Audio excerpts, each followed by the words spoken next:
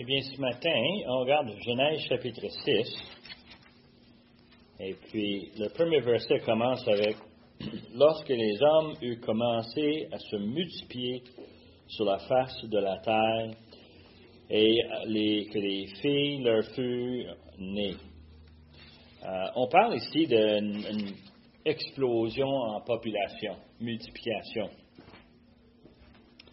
Et puis, chapitre 6 commence avec une sommaire de chapitre 5, parce que chapitre 5 nous parle justement de cette multiplication plus en détail.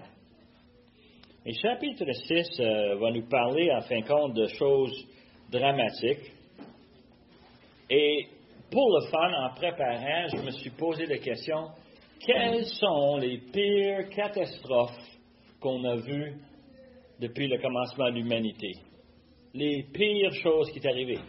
Si vous parlez aux Américains, vous parlez de septembre 2001, quand on a fait descendre les taux, 2000 personnes plus sont mortes. C'est affreux, n'est-ce pas? Mais c'est pas le pire.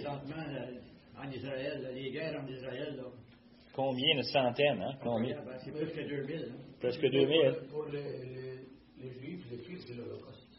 L'Holocauste, combien de personnes à peu près? 6 millions? 6 millions. Yeah. 5 millions. C'est quelque chose, c'est gros. Moi, j'ai fait un Google search. Je ne sais pas vous autres, moi, j'aime bien ça, jouer avec Google. C'est pas toujours l'affaire la plus précise, mais ce qu'ils ont sorti en ordre, la Première Guerre mondiale, 1914 jusqu'à 18, il y avait 9,2 millions de personnes qui ont été tuées. 9,2 millions. C'est plus que la province de Québec. Si on viderait toute la province de Québec, ça, c'était la Première Guerre mondiale. La Deuxième Guerre mondiale, 15,9 millions. Ça en fait quelque chose. C'est quoi, la moitié du Canada? Et on efface la moitié du Canada. C'est beaucoup de monde qui sont morts. Prochain événement qui parle, c'est l'arrivée du sida. Le sida a enlevé la vie à, on parle de 21,8, 22 millions de personnes qui ont perdu la vie à cause de cette maladie-là. C'est beaucoup, 22 millions. Un autre qui est dans l'histoire, c'est la peste noire, des années 1348 jusqu'à 1350. Ça a l'air que ça a tué au-dessus de 25 millions de personnes. Il y a beaucoup de monde en Europe qui ont perdu la vie à cause de cette maladie-là. Le pire qu'on connaît dans l'histoire connue, on parle de la grippe espagnole. La grippe espagnole, on parle de, mais ils ne sont pas sûrs, 50 à 100 millions de personnes. On l'appelle la grippe espagnole, puis c'est parce que c'est là où on l'a diagnostiqué, mais la réalité, c'est que quand on fait des études, et les études, comme on est habitué à faire aujourd'hui, on cherche le cas, le patient zéro, le premier patient, on le trouve que ça se trouve à Kansas, sur une ferme. Et puis, cette ferme avait des garçons qui sont allés à la guerre, dans la Deuxième Guerre mondiale, et ils ont amené la maladie à travers les États-Unis, puis ensuite, dans les bateaux, jusqu'en Europe. Ça, c'est une vraie pandémie. Et ça, c'est une vraie pandémie. Les gens ne comprenaient pas. On était en santé le matin, le soir, on était malade le lendemain matin. Notre cadavre était dans la rue pour le ramasser. C'était une maladie si rapide et si... Et aussi, une autre chose intéressante, j'ai un livre juste sur cette maladie en passant. C'est une maladie qui affectait les gens de 18 à 40 ans. Quelqu'un comme moi, toi, Jacques, ça nous aurait fait un petit grippe. Mais les jeunes, pour quelque raison, leur système, la façon que c'est fait, ça l'attaque et c'est agressif. Et littéralement, ça a coupé une génération au complet pendant les années 20. Non, si je fais la somme totale de cette liste, j'arrive à peu près à 100 millions de personnes. 110 millions de personnes. Et la question que les gens ont posée à travers l'histoire, à chaque fois que ça arrive, la question qui sort, pourquoi Dieu permet cela? Et on sait déjà la réponse. Pourquoi est-ce que Dieu le permet? Les gens sont méchants. Les gens sont méchants. Et pourtant, ce n'est pas la pire catastrophe dans l'histoire. Moi, j'ai trouvé ça fascinant en regardant le sujet de la déluge. On n'a jamais un nombre exact. Hein? Combien de personnes? Si on va sur le site Answers in Genesis, si on va dans les différents bouquins qui ont été sortis, on a beaucoup d'estimés. Les estimés varient énormément. Au moment de le déluge, on parle d'environ 750 millions de personnes sur la planète, jusqu'à 4 milliards. Et il y a beaucoup de facteurs qui rentrent là-dedans. Mais quand on pense à ça, c'est beaucoup, ça. Mais ce qui est intéressant, et on va le voir dans le passage, Dieu détruit combien de personnes? C'est pas important. Dieu détruit tout le monde, sauf 8. Il y a 8 personnes qui ont survécu. La balance, ils ont été éliminés. Et, une extinction totale. Mais quand on regarde ce passage, ce qui me fascine énormément, c'est la manière que c'est structuré. On a dit que lorsque les hommes ont commencé à se multiplier sur la face de la terre, que les filles furent nées, les fils de Dieu virent que les filles des hommes étaient belles, ben oui, hein, et ils en prirent pour leurs femmes parmi toutes celles qu'ils ont choisies. Alors l'Éternel a dit, « Mon esprit ne restera pas toujours dans l'homme, car l'homme n'est que chair, et ses jours seront de 120 ans. » Les géants étaient sur la terre à ce temps-là, après que les fils de Dieu furent venus vers les filles des hommes et qu'elles eurent donné des enfants. Ce sont des héros qui furent fameux dans l'Antiquité. On parle ici d'une multiplication de l'humanité. Et il y a une couple des éléments qui sont importants à comprendre. Quand il parlait ici d'un âge moyen de 120 ans, c'est important parce que chapitre 5 nous parle de combien d'années? C'était pas 120 ans. 900, 500, 800. Wow! C'était plusieurs centaines d'années. Ça dépendait de toutes sortes de situations. Mais si on regarde chapitre 5, la meilleure façon de résumer chapitre 5, vous pouvez le lire, et ça va comme ceci, OK? Il engendra des fils et des filles. Ses jours furent quelques centaines d'années, il va le dire exact pour chaque personne. Puis il mourut. Tout ce qu'on sait au sujet de cette période entre Caïn et Abel et jusqu'à temps qu'on arrive à Noé, c'est que les gens ont eu des enfants, ils ont vécu longtemps, puis après ça, ils sont morts. Et ça, c'est important parce que c'est pas la question de est-ce que c'est 1 milliard, 2 milliards, 3 milliards ou 4 milliards de personnes. Ça a quasiment plus d'importance parce que Dieu a décidé qu'il va couper ce cours. C'est ça qui est arrivé. La seule exception en passant, c'est Enoch. Lui a vécu 365 ans. Il a eu des enfants. Mais Enoch marchait avec Dieu. C'est ça que la parole nous dit. Puis, il ne fut plus parce que Dieu l'a pris.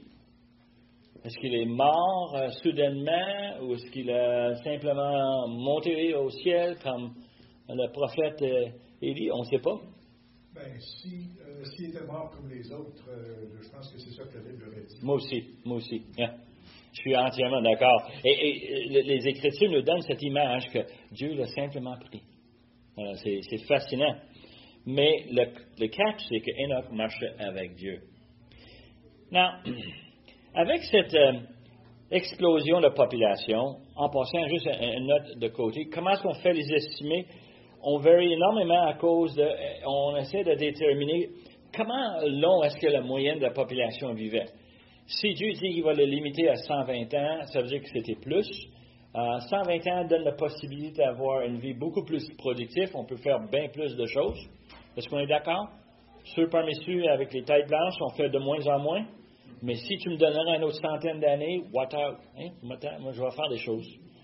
Et l'idée, c'est que la vie est beaucoup plus productive. Est-ce qu'on a eu 4 enfants, Christiane, ou est-ce qu'on a eu plus? Si on avait 900 ans, moi et toi. Il pense, là. Hein? Il pense. Peut-être, on ne sait pas. Mais vous comprenez, la logique, c'est qu'on a un estimé basé sur une génération qui est beaucoup plus longue que le simple 35 ans qu'on regarde aujourd'hui. Normalement, on a les jeunes qui se marient, ils ont les enfants à 35 ans, c'est pas mal cuit l'affaire. Et on est prêt à penser à la prochaine génération. Mais les générations ici étaient probablement beaucoup plus longues. On sait qu'ils avaient, dans le chapitre 5, on a une période de plus que 1650 ans. 1650 ans dans une chapitre. So, ça donne beaucoup de temps à avoir beaucoup d'enfants et des enfants d'avoir beaucoup d'enfants. Quand les gens à l'ouvrage, ils voient mon photo de familiale que j'ai en arrière de mon bureau, là, ils voient toute ma gang, puis ils disent « Wow, t'en as beaucoup de petits-enfants! » Puis, je vais te le dire, demande à Martha, je n'ai jamais demandé pour les petits-enfants, hein? Je n'ai pas supplié, rien. Pouf! Martha en a eu des enfants. William a eu des enfants. Il y a des enfants obéissants. Et des enfants obéissants. Amen! On aime ça, les enfants obéissants. Mais vous comprenez l'image, n'est-ce pas? Ça multiplie. Puis c'est pas comme si on s'essayait de faire grand chose. On a simplement essayé d'élever une famille, d'aimer notre époux, notre épouse, de passer du temps paisible. Et qu'est-ce qu'on arrive? On arrive avec toute une gang. Alors, on a cette image ici qu'on a beaucoup de personnes. Deuxième chose que les experts aujourd'hui ont beaucoup de misère, c'est le taux de fertilité. Il y a une question de savoir, est-ce que ces gens-là étaient plus en santé qu'aujourd'hui? Moins de maladies, moins de problèmes physiques, possiblement plus d'enfants? Ça arrive. Ici au Québec, si on retourne quoi?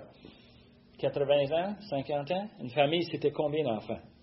10, 12, 11, OK? Chez mon père, il y en avait 7. Il y en a que je connais, c'était vingtaine. Il y a une question de fertilité, d'avoir beaucoup. Est-ce qu'ils avaient les contraceptions qu'on a aujourd'hui? Non, probablement pas. Les enfants venaient beaucoup plus facilement, beaucoup plus rapidement. Et c'est d'ailleurs, tu peux voir la variation dans les estimés simplement en regardant les différents taux. L'autre chose aussi, j'ai lu ça hier justement, et ça m'a arrêté un peu dans mes bottines, mais si tu penses à la population aujourd'hui, nous sommes aujourd'hui sur la planète à peu près 8 milliards de personnes. Il y en a beaucoup, n'est-ce pas? Mais si on prend en considération tous les guerres, toutes les maladies, et j'en ai mentionné beaucoup au commencement, n'est-ce pas? C'était juste les plus gros. Mais il y en a plein d'autres. Si on prend tout ça en considération, comment est-ce que ça affecte l'évolution de la population? Est-ce que ça réduit le chiffre? Ça le baisse? Parce que moi, j'ai perdu mes enfants à la guerre, et puis là, il manque une génération dans notre famille. Est-ce que ça pourrait être une situation semblable? 1600 ans permet beaucoup d'événements dans une histoire humaine. Je te dis ça simplement, c'est qu'il y avait une augmentation de violence depuis le péché dans le chapitre 3 jusqu'au chapitre 6. Dans le chapitre 4, la semaine passée, Roy nous a parlé de Cain et Abel. Abel, la première victime de meurtre. Hein? Cain, le premier meurtrier. Ça commence tout de suite là, avec les enfants d'Adam, la violence. Cain est jaloux. Qu'est-ce qu'il fait? Il tue son frère.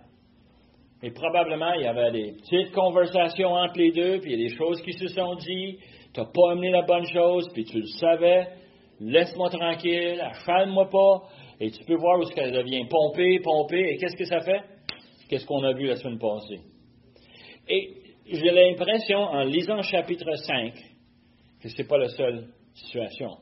À la fin du chapitre 4, on a le mec qui dit à ses deux épouses, déjà la polygamie, il dit à ses deux épouses, « J'ai tué un homme. » Le gars, il se vante d'être meurtrier.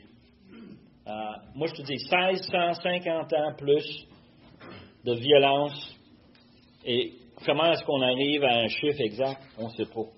Mais on sait que le monde se remplissait de péchés. Verset 5 nous dit, « L'Éternel vit que la méchanceté des hommes était grande sur la terre, et que toutes les pensées de leur cœur se portaient chaque jour uniquement vers le mal. » D'habitude, quand on fait l'école du dimanche avec des tout-petits, on va raconter l'histoire de Noé qui est obéissant, qui entend la parole de Dieu et qu'est-ce qu'il fait? Il va dans le bois, il coupe des arbres, il les taille, il commence à monter une belle bateau. Et c'est vraiment une construction merveilleuse avec tous les animaux, deux par deux. Et on raconte comment est-ce que Dieu les a protégés à travers un déluge et comment c'était donc merveilleux. Je pense qu'on manque le point quand on raconte cette histoire-là. Je ne sais pas si vous avez des livres d'enfants chez vous, nous autres, on en a tellement. Puis quand on arrive à nos livres sur le déluge, les photos sont merveilleuses, sont jolies. Les couleurs, les images, les animaux sont cute. Et c'est tellement beau de les voir tout arriver. C'est pas ça l'histoire. L'histoire, c'est la méchanceté de le cœur de l'homme. C'est ça l'histoire. Pense à des centaines de millions, pense à des milliards de personnes qui vont perdre la vie à cause du péché. Et tu vas dire quoi? Noé, c'est une histoire de jugement. C'est pas un petit tour avec le zoo sur le mer. Non. C'est méchant. Et d'ailleurs, quand on commence à réfléchir sur combien de personnes qui sont mortes, demande à mon épouse quelle est la pire façon de mourir, elle va te le dire. Noyer. Quand elle entend quelqu'un qui se noie, elle trouve ça affreux, pénible. Et je ne le blâme pas parce que ça doit être horrible. Imaginez-vous, être dans l'eau, pas capable de respirer, et tu vois tout, et tu ne peux rien faire.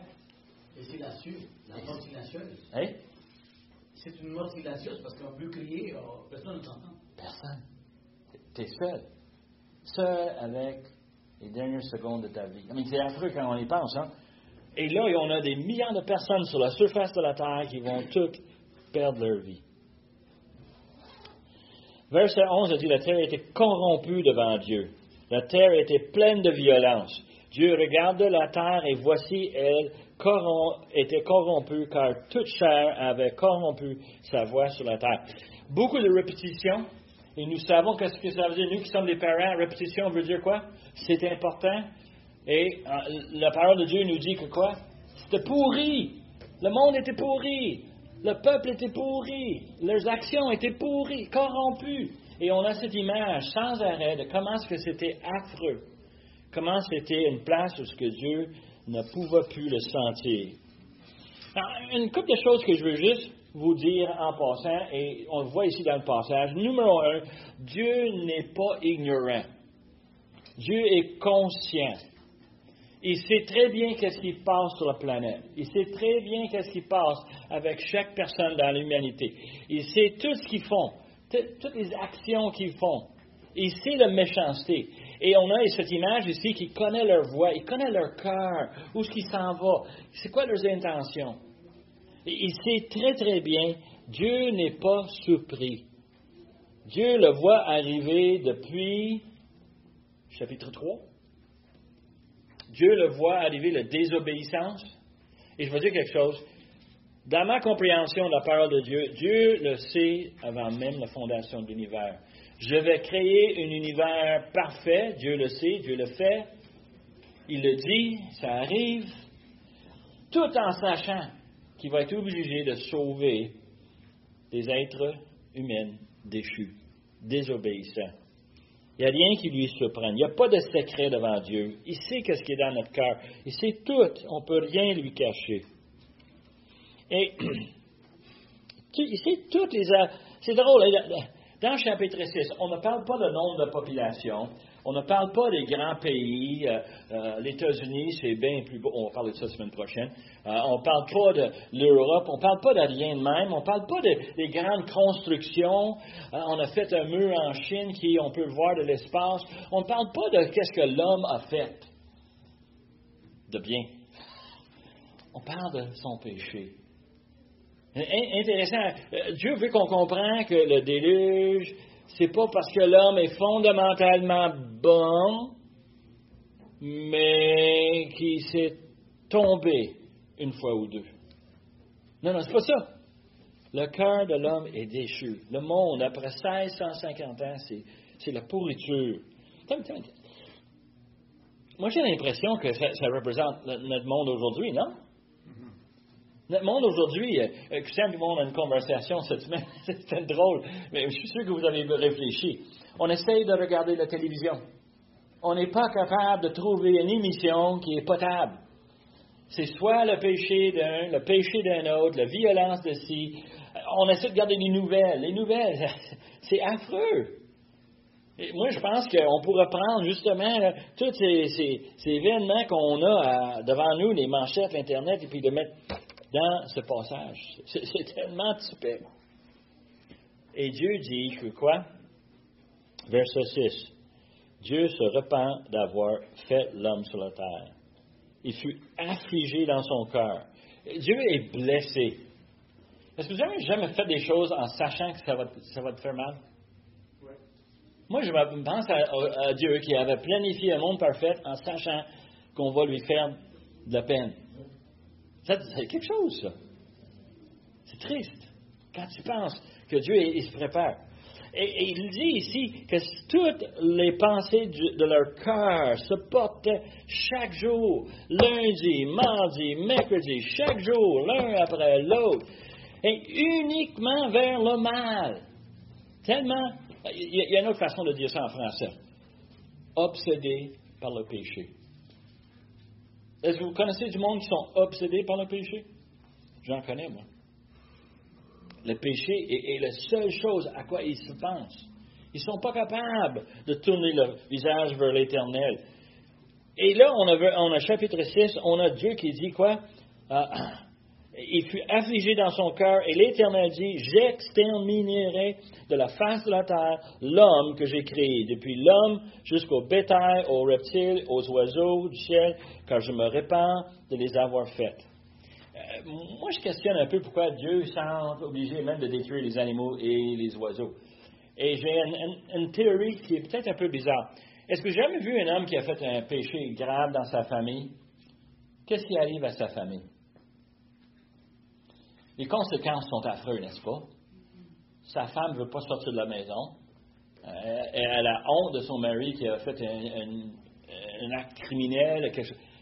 Elle est mal placée. Les enfants, à l'école, se fait moquer d'eux. Ah, ton père c'est un voleur, il s'en va en prison. Hein? Combien de fois est-ce qu'on voit les familles détruites par le péché d'une personne? Et ça, c'est ce qu'on appelle les conséquences. C'est des gens qui sont à l'extérieur. En anglais, on dit collateral damage, des dommages. C'est pas qu'on voulait faire mal à tout le monde, mais ça finit que ça fait mal à tout le monde. Hein? C'est incroyable comment ça arrive. Et j'ai l'impression que Dieu a dit, tout ce qui a été pollué par le péché, tout ce qui était contaminé par le péché, la terre, les animaux, les oiseaux, et évidemment les hommes et les femmes, tout va partir.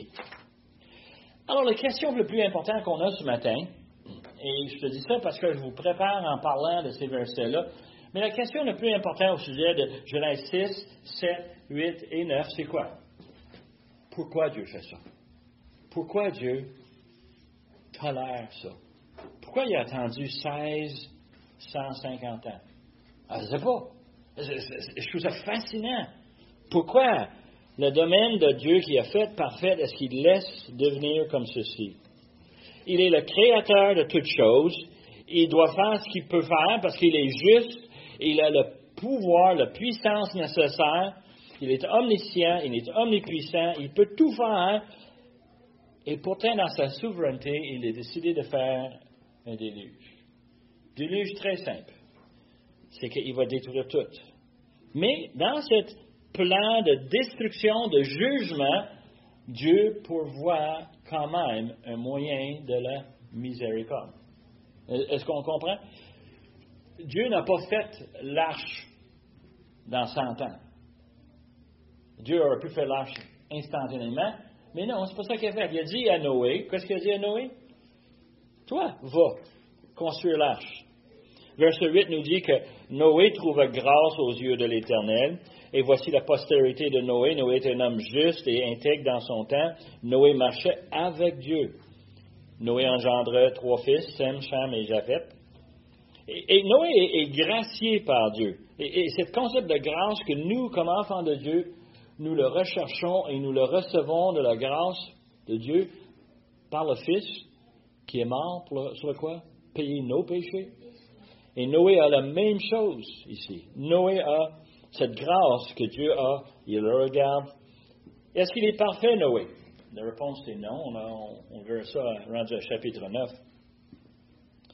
mais il est obéissant. Et ça, je veux le constater ici. Parmi toute une population qui est remplie de violence, de méchanceté, il y a un bonhomme qui est obéissant à Dieu.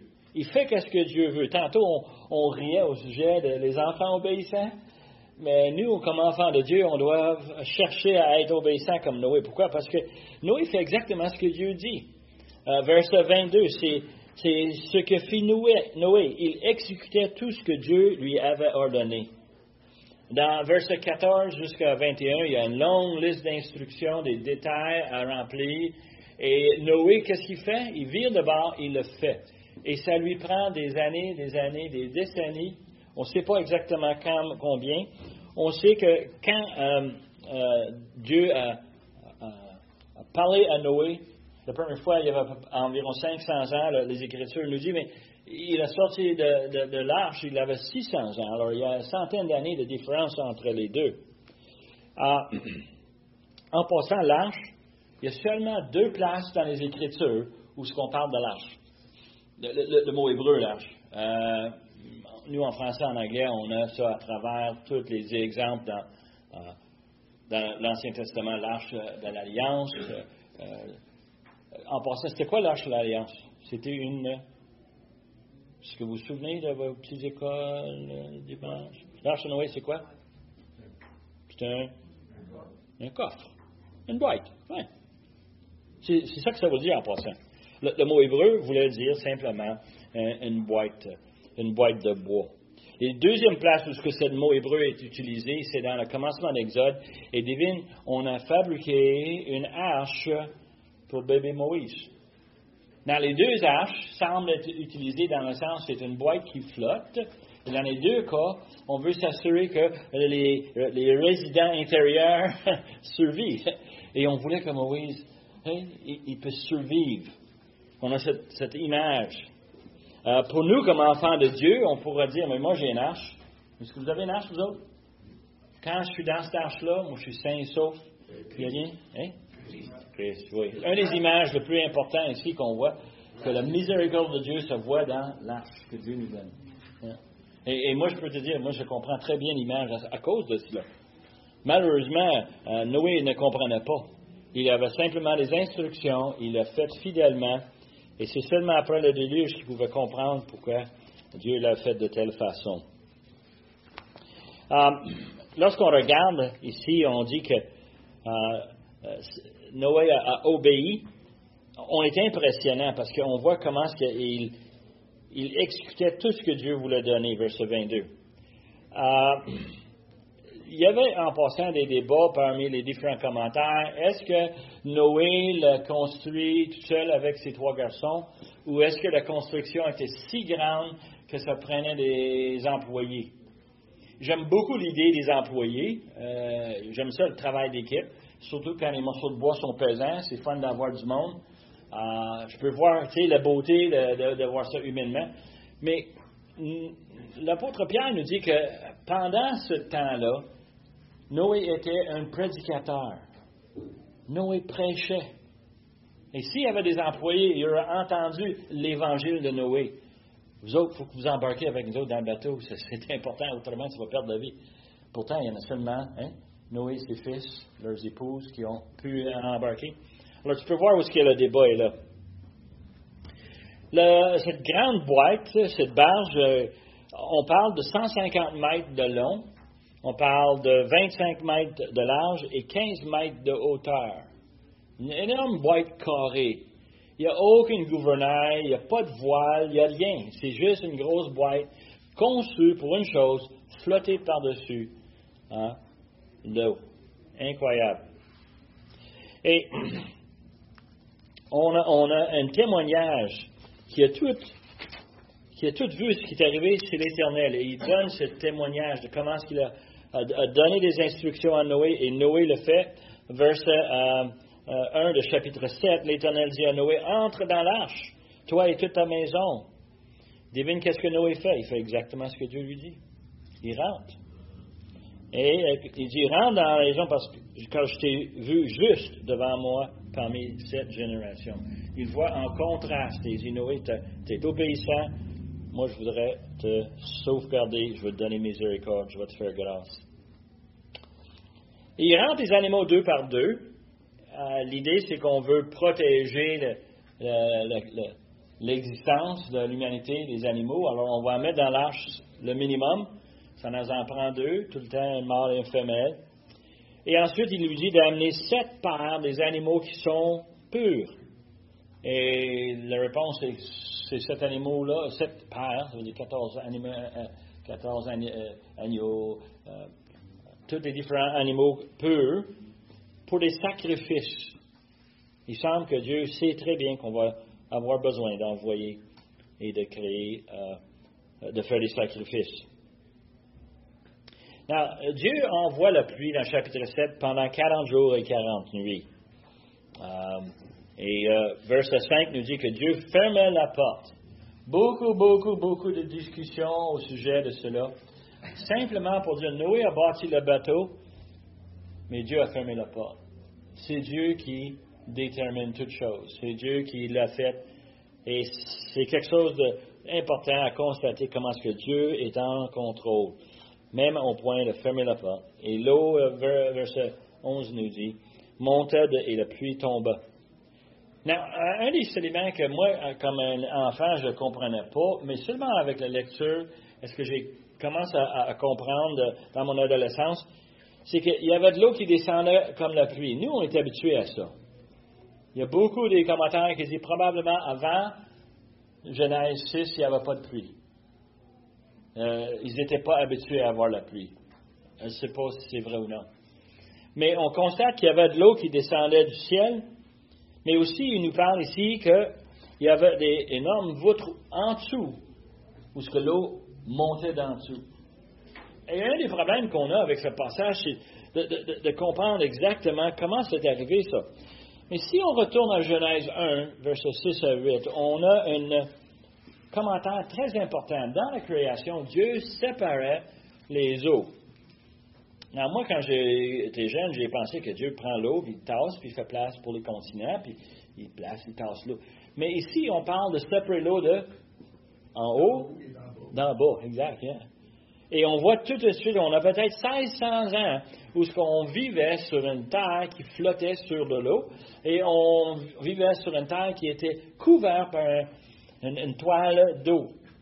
Et là, on voit comment que Dieu a simplement descendu ces deux-là.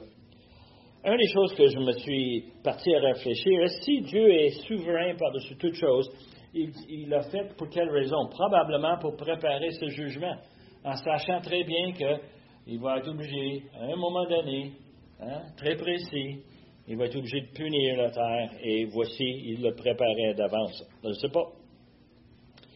Je sais que lorsqu'on regarde les théories d'évolution, on essaie d'expliquer toute chose par une transformation tranquille, une transformation progressive.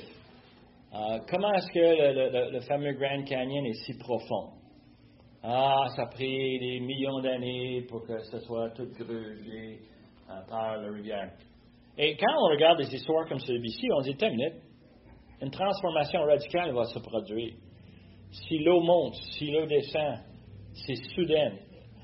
Les montagnes vont être creusées, ils vont être sculptées, si tu veux, ils vont être taillées, les vallées vont être creusées par un déluge énorme. Alors, on voit cette situation. Et verset 21 nous parle ici que le mouvement sur la terre, tout ce qui mouvait sur la terre périt. Tant les oiseaux, que le bétail, les animaux, tout ce qui rampait sur la terre, et tous les hommes. On ne sait pas le chiffre, mais il y en avait beaucoup, ils sont tous morts. Okay? L'eau a monté, verset 20 nous dit, pour qu'il dépassait une hauteur de 7 mètres par-dessus les plus hautes montagnes. 7 mètres, c'est quand même assez haut, mais quand tu penses à une planète remplie, ça va être une augmentation assez impressionnante comme hauteur, n'est-ce pas? Et l'eau était là. Beaucoup de commentaires essaient de nous convaincre qu'à cause de cette déclaration, 7 mètres au-dessus des montagnes les plus hautes, que le déluge était global, tout le tour. Ce n'était pas juste dans un endroit, Et c'était partout. Et ça paraît avec la parole de Dieu que c'est exactement ce qui s'est dit. Tous les êtres qui étaient sur la face de la terre furent exterminés, verset 23. Depuis l'homme jusqu'au bétail, aux reptiles, aux oiseaux du ciel, ils furent exterminés de la terre. Il ne reste que Noé et ceux qui étaient avec lui dans l'arche. Et les eaux furent grosses sur la terre pendant 150 jours. Alors, on a une période de temps où on s'assure que rien ne peut survivre. Absolument rien.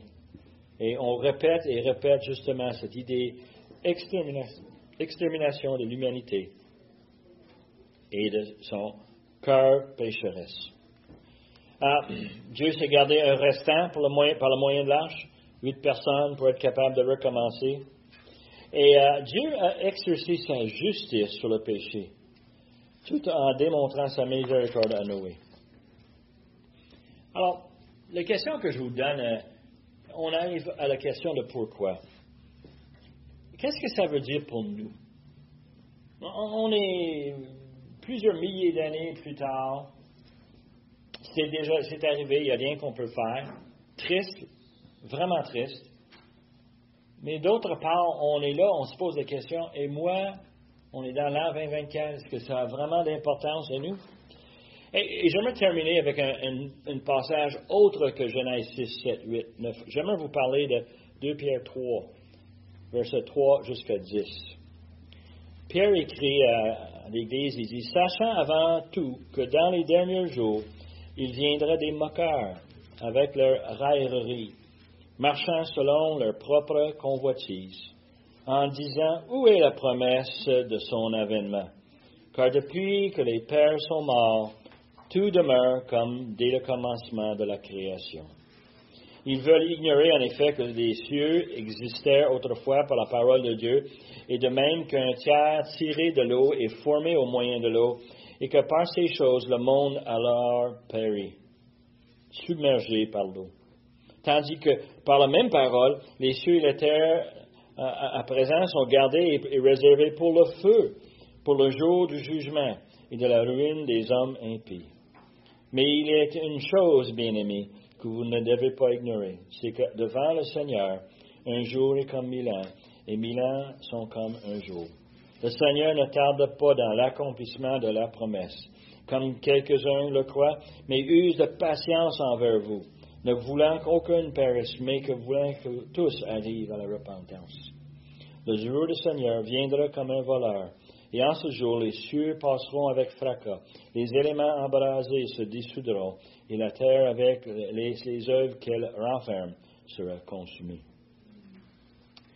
Déjà, on a dans la parole de Dieu, pour nous préparer, une définition du jugement que Dieu a fait.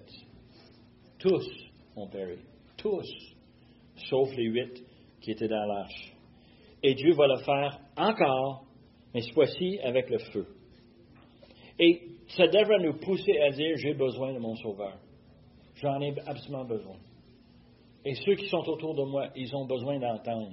Ils ont besoin de cette grâce que Dieu nous accorde. Dieu nous a fourni son Fils pour porter nos péchés. Et c'est disponible à quiconque. N'importe qui peut croire. Il n'y a pas de discrétion. Mais je sais très bien, en lisant l'histoire le déluge, que le cœur de l'homme est rebelle. C'est pas facile. De renier tout ce que nous, on tient précieux, mon orgueil, mes plaisirs. C'est difficile de tourner et tout donner au Seigneur.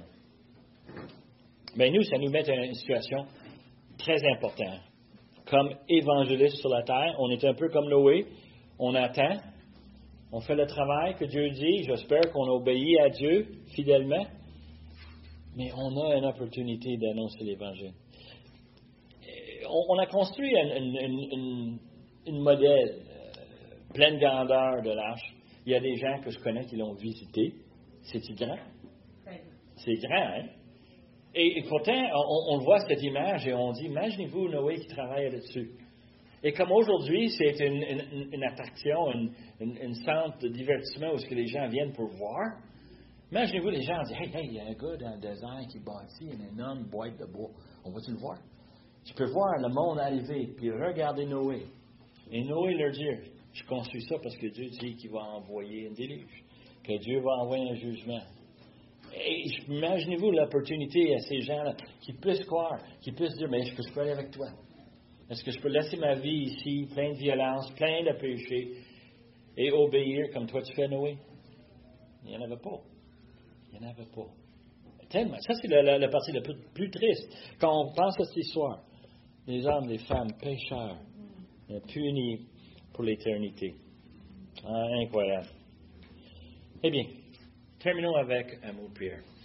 Père éternel, on veut te remercier pour le fait que tu nous as gardé ce récit, que tu nous as protégé ça pour qu'on puisse recevoir cet avertissement.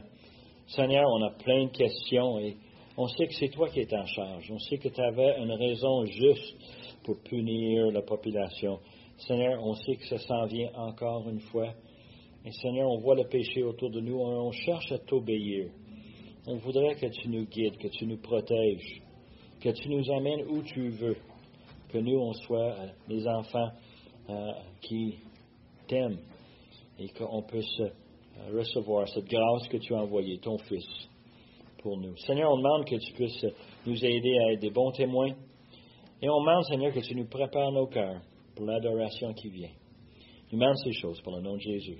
Amen.